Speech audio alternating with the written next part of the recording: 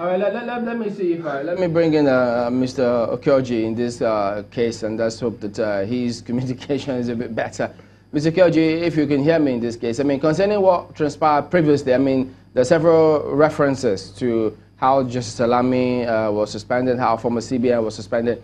Well, from your perspective, do you consider, was there any procedural error, or the substantive matters was the key focus in those cases?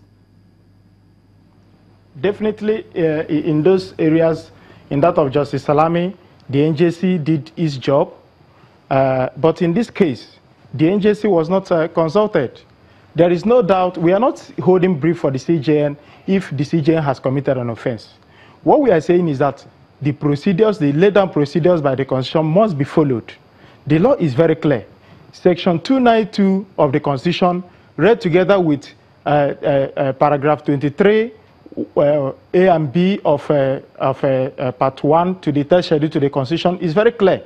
It is only the NJC that can give disciplinary powers on erring judicial officers, disciplinary measures on erring judicial officers. It is not the powers of the president. It does not lie in the hands of the president.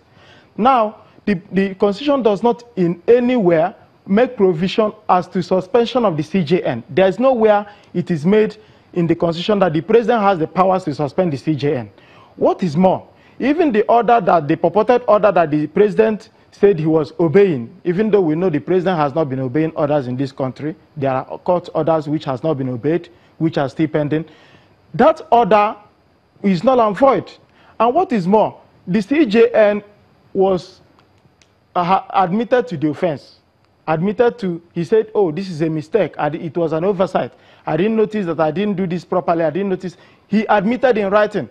If you look at Section 3, paragraph D, the proviso to subparagraph D of Section 3 of the CCT Act, it says, once the person against whom the offense is alleged admits in writing and says, oh, I have admitted, this is a mistake, you can no longer proceed with the trial. And what we are saying is that there is even no trial at the moment. There was no trial.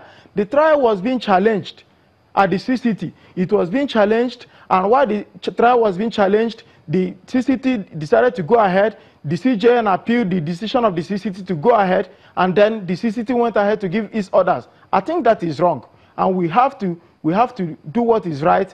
The law is clear. The decisions of the Court of Appeal is very clear. That of the Supreme Court in Elelu Habib is very clear. That in any case of appointment, discipline or removal of judicial officers, the NJC must be involved. Now look at what Honorable Justice Tanko has done. Honorable Justice Tanko sat in judgment over the Abia judge, the Honorable Justice OBCK, who gave himself to be sworn in as CJ when he knew full well that constitutional means we are not followed in the removal of the CJ, the former CJ, Honorable Justice Uzokwe. He gave himself to be sworn in. And the NJC said no, that you, being a judge, knew full well that the CJ was removed by unconstitutional means, that he shouldn't have given himself up to be sworn in. And that was a misconduct for which the NJC asked him to vacate office. And then the next in line was sworn in. So we are not saying that any person who commits any offense should not be prosecuted. And I mean, I don't even see any offense that the CJN has committed. Nobody is alleging that his money has been stolen. Nobody is saying that monies were misappropriated somewhere. This is just an obnoxious offense, which they say you have not declared what you own. I think it's just a technical offense. And the CJN has said, oh, this is a mistake. And the law says once he admits that you can no longer go on. I don't think the president has the powers. The president does not have the power to suspend the CJN arbitrarily. And the order that was given by the CCT following the purported motion as parte made by the Attorney General of the Federation, by the federal government of Nigeria, I think is bad and of no effect. What is more, the federal government of Nigeria has been in disobedience of court orders. Mr. Okyoji, you made reference to a provision of the CCB Act, and it seems like no one else is looking at that proviso and 3D of the CCB Act. Why is no one talking about it, including the SANs that went to defend the CGN before the CCT? Why is no one talking about it so far until now? Funny enough, that is the law. No matter how undesirable it is, the law is what the law is. The law is what it is, and nothing more pretentious. So the law is there, and the CJN. I listened to Alhaji Lai Mohammed, the Honorable Minister of Information, yesterday, when he admitted that the CJN admitted in writing, and he said that the CJN was honorable enough to admit that in writing that this was a mistake, and that he should have also honorably resigned.